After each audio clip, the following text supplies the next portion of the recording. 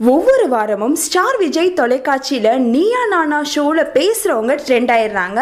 அப்படி பார்த்தீங்கன்னா போன வாரம் ஹெலிகாப்டர்லேருந்து இறங்கி வந்து மணமேடைக்கு என்ட்ரி கொடுக்கணும் அப்படின்னு சொன்ன அந்த பொண்ணு ட்ரெண்ட் ஆனாங்க. நெக்ஸ்ட் வந்து 365 நாளைக்கும் 365 புடவை வேணும் அப்படின்னு கேட்டால் அந்த பொண்ணும் ட்ரெண்ட் ஆனாங்க.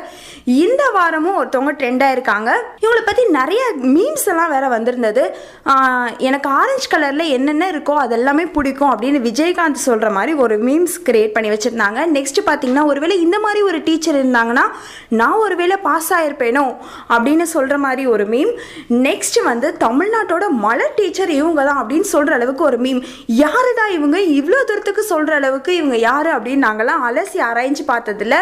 இவங்க நந்தனம் ஆர்ட்ஸ் அண்ட் சயின்ஸ் காலேஜில் இங்கிலீஷ் டிபார்ட்மெண்ட்ல ஒர்க் பண்ற டீச்சர். இவங்க நேம் திவ்யா அப்படிங்கிறது தெரிய வந்திருக்கு. இவங்க நீயா நானா ஷோவில் நிறைய விஷயங்கள் பேசினாங்க. அதில் முக்கியமாக சொல்ல வேண்டிய விஷயம் என்னன்னா, படிக்காமல் லைஃப்பில் வின் பண்ணவங்களை விட படிக்காமல் லைஃப்பில் தோற்று ரொம்ப கஷ்டப்படுறவங்க தான் அதிகம்.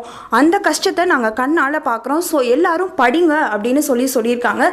ஸோ இந்த விஷயம் யாரை சொன்னால் என்ன, நல்ல விஷயம் தான் சொல்லியிருக்காங்க. ஸோ எல்லோரும் நல்லா படித்து நல்லா பாஸ் ஆகுங்க.